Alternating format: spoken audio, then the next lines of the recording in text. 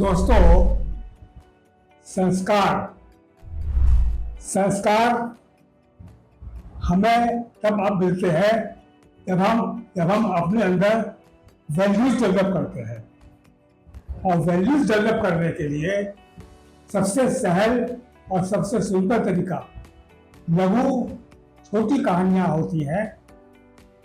और अगर हम हर हफ्ते इन्हीं लघु कहानियों के माध्यम से बहुत से संस्कार प्रसारित करने की कोशिश करते हैं, और हम अपेक्षा करते हैं कि आप इन कहानियों को अपने बच्चों को और जहाँ जाते हैं उनके बच्चों को सुनाएं, ताकि आपके जाने का लाभ उन बच्चों को मिले, उनका संस्कार डेवलप हो और उनकी वैल्यू डेवलप हो। आज ही एक और सुंदर कहानी लेकर के हम लोग आए हैं, और शर्मा जी आपको इस कहानी के बारे में बताएंगे और आप एंजॉय कीजिए कि कितनी अच्छा इससे आपको वैल्यूज मिल सकती है।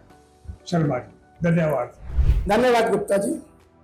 साथियों, मैं आपसे निवेदन भी करना चाहता हूं कि हम प्रत्येक संडे रविवार को 11:15 बजे ऑनलाइन ये कहानी सुनाते हैं और लोगों से उनके विचार भी मांगते हैं। यदि आप भी अपने कोई विचार या अपने किसी विषय पर नई कहानी सुनना चाहते हो तो आप हमें ज्वाइन कीजिए।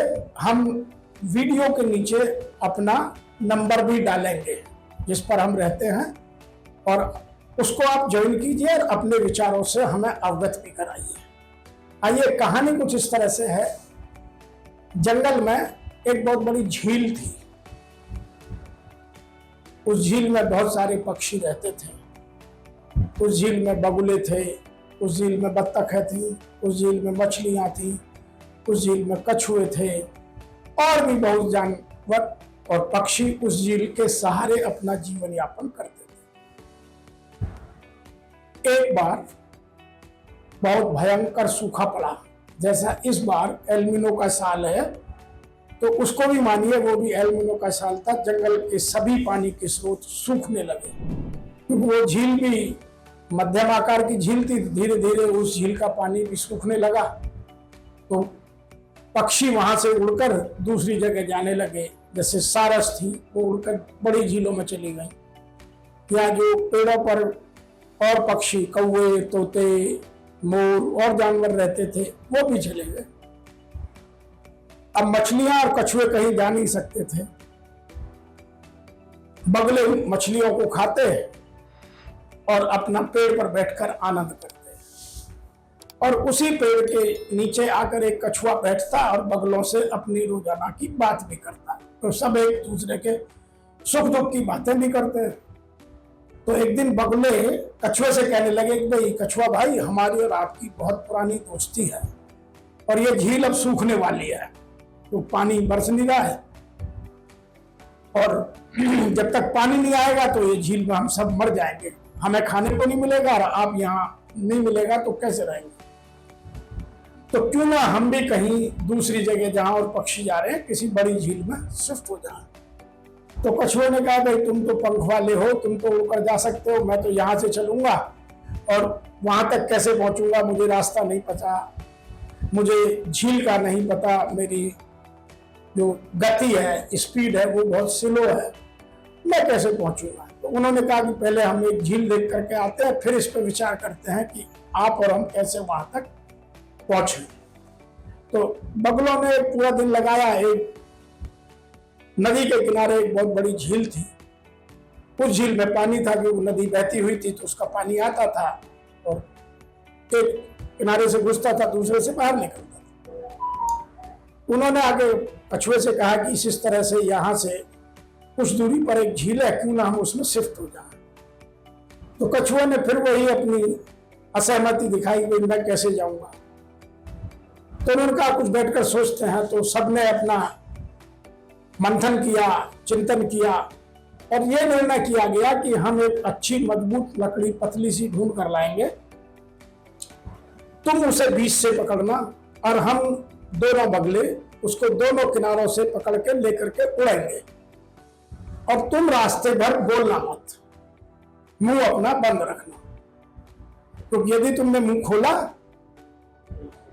तो डंडी छूट जाएगी और तुम नीचे गिर जाओगे। तो सबकी सहमति होगी। कछुए ने उस लकड़ी को बीच से पकड़ा, दोनों बगलों ने उसको किनारे से पकड़ा और उसको लेकर के उड़ चले। जब कछुए उसे लेकर जा रहे थे तो रास्ते में एक गांव पड़ा। गांव के बाहर बच्चे खेल रहे थे। तो बच्चों ने जब उनको तीनों को जाते हुए देखा तो बच्चों ने नीचे से ताली बजाई और हल्ला मचाया, देखो उड़ने वाला कछुआ जा रहा है, देखो उड़ने वाला कछुआ जा रहा है।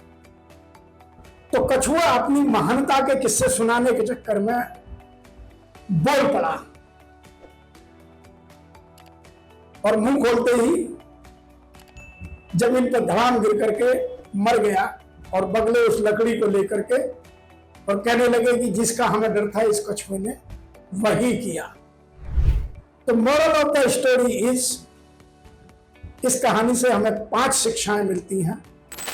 सबसे पहली बात तो यह है कि हमें बोलना तभी चाहिए जब बहुत जरूरी हो, और नहीं तो मौन से बढ़िया कोई भाषा नहीं है। पहली शिक्षा तो यह है। दूसरी शिक्षा यह है कि जब हम कोई काम करें उसकी जो एसओपी, काम करने की प्रणाली तय हो जाए तो उस प्रणाली में अपनी मर्जी से कोई बदलाव नहीं करना चाहिए। कछुए ने प्रणाली में बदलाव किया, बोलना मना था, कछुए ने एसओपी बदली, बोला और अपनी जान गंवाई। तो हमें कभी भी एसओपी नहीं बदलनी चाहिए। बहुत सारे लोग प्लान करते वक्त कुछ और प्लान करते हैं, एग्जीक्यूट करते वक्त कुछ और एग्जीक्यूट करते हैं, इसलिए ना तो रिजल्ट आता है और ना ही सुरक्षा बचती है। तीसरी शिक्षा है कि हम एक दूसरे के शब्दों का, एक दूसरे की एक्टिविटीज का सम्मान करें। यदि कछुआ बगलों की इस बात का सम्मान करते कि ये मेरा एक्स्ट्रा बोर्ड वजन लेकर के उड़ रहे हैं केवल मेरी दोस्ती की बदौलत, तो शायद वो नहीं बोलता। लेकिन कछुए के मन में क्या बात आई होगी और वो क्या उन बच्चों को जवाब देना चाहता था जिनको बोलना जरूरी भी नहीं था, उसने बोल करके और उनका सम्मान को ध्यान में न रखते हुए अपनी जान गंवा दी। चौथी बात यह है कि जब हम आपस में रहते हैं तो एक दूसरे की फीलिंग्स और इमोशंस की कदर करते हैं, लेकिन कुछ लोग उन्हें बहुत हल्के में लेते हैं, उन्हें सीरियसली नहीं लेते, उन्हें ग्रांटेड लेते हैं कि ये तो ऐसा ही होगा, और उनको जितनी इंपॉर्टेंस मिलनी चाहिए उतनी इंपॉर्टेंस नहीं दे करके अपने ज्ञान को या अपने विचारधारा को या अपनी फीलिंग्स को, इमोशंस को महत्वपूर्ण मान करके उन्हें व्यक्त करने लग जाते हैं, जैसे कछुए ने किया। तो भी हम अपना जीवन बर्बाद करते हैं। अंतिम और 5वीं शिक्षा यह है कि संगठन में बहुत बड़ी ताकत है और संगठन तभी बनता है जब संगठन में शामिल होने वाले प्रत्येक सदस्य संगठन के प्रत्येक नियम का अक्षर से पालन करें। जैसे कछुए यदि उस संगठन के नियमों का पालन किया होता कि रास्ते में बोलना नहीं है, तो वह बड़ी झील तक पहुंच जाता और अपना जीवन सुरक्षित बचा सकता था। तो संगठन में शक्ति तभी तक है जब तक हम संगठन के नियमों का पालन अक्षर से करते हैं। तो आज हम इस छोटी सी कहानी से ये 5 शिक्षाएं सीख करके अपने जीवन में उतारने की कोशिश करें। और ये कहानियां केवल कहानियां कछुए और बगुलों तक की या झील और नदी तक की नहीं है, ये हमारे मनोविज्ञान को ठीक करने की छोटी छोटी पहलें हैं। जैसा कि गुप्ता जी ने कहा कि जब तक हम अपने जीवन में कोई वैल्यू नहीं बनाएंगे, अपने नैतिक मूल्यों को नहीं ध्यान में रखेंगे, तब तक हम में अच्छे संस्कार शामिल नहीं हो सकते। इसलिए हमें नैतिकता और सार्वभौमिकता तभी घर करती है जब हम समाज के बनाए हुए नियमों को अपनी मर्जी से ना बदलकर सबकी सहमति से, सर्वसम्मति से एक साथ बदलकर अक्षर से पालन करें। अन्यथा हम समाज का भी नुकसान करते हैं और अपना भी नुकसान करते हैं। और आए दिन हम ऐसी गलतियां अपने इर्द गिर्द, अपने घरों में, अपने बच्चों में, अपने प्रोफेशन में देखते हैं, घाटा उठाते हैं, लेकिन इन छोटी छोटी चरित्र बनाने वाली कहानियों से कुछ नहीं सीखते। तो मैं आशा करता हूं कि आप हमारी कहानियां खुद भी सीखेंगे और हमारी कहानियां अपने बच्चों तक, अपने मित्रों तक, अपने मिलने जुलने वाले तक भी पहुंचाएंगे।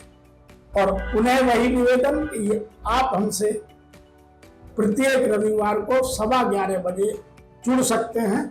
हम ये छोटी छोटी कहानी 5-10 मिनट में पूरे करते हैं। समय से जुड़िए और हमें उत्साहित भी कीजिए और अपने नए विषयों से अवगत भी बनाइए, ताकि हम कहानियों के माध्यम से इस ज्ञान का प्रचार और प्रसार आप लोगों तक पहुंचा सकें। बहुत बहुत धन्यवाद।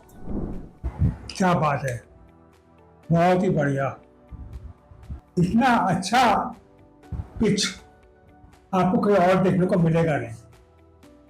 छोटी कहानी, टू द पॉइंट और मानसिकता को उठाने वाली। धन्यवाद शर्मा जी।